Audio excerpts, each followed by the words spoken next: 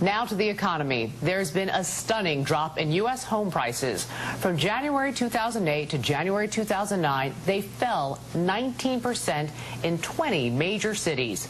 Joining us now is Sharga, Senior Vice President of RealtyTrac, an online foreclosure website. Good morning. Good morning. Do you think this is the bottom, or do you think prices are still dropping? I think we can see the bottom from here, but I don't think we've hit it yet, and I don't think we probably will until later this year. When you say later this year, you think the summer, you think the fall, or the end of the year?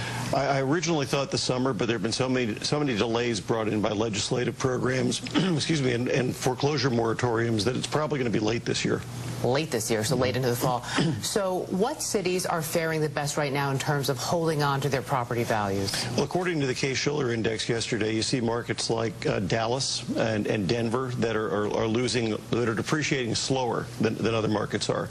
Charlotte was another market that's holding its value. Why are those markets holding their value better than other markets? Sometimes it's as basic as supply and demand. You have buyers that are ready to come back into the market. None of those markets had ridiculous price appreciation like we saw on the coast, so they had less far to fall, and that's one of the big keys. So that means the cities that are not holding on to their value would be what? You're looking at places, well, no, actually you're looking at places like Las Vegas, like San Francisco, oddly enough, but it's probably not San Francisco proper. It's probably the Bay Area, places like Oakland. California cities had ridiculous price run-ups, as did Florida. New York has lost some value, but it's held on pretty well because you don't have a supply and demand imbalance in the city. So does that mean those cities that you just named, that's where the best buying opportunities are because the values have come down? Right up and down the Central Valley of California, you're seeing homes selling for 60 or 70% less than they did 2 years ago.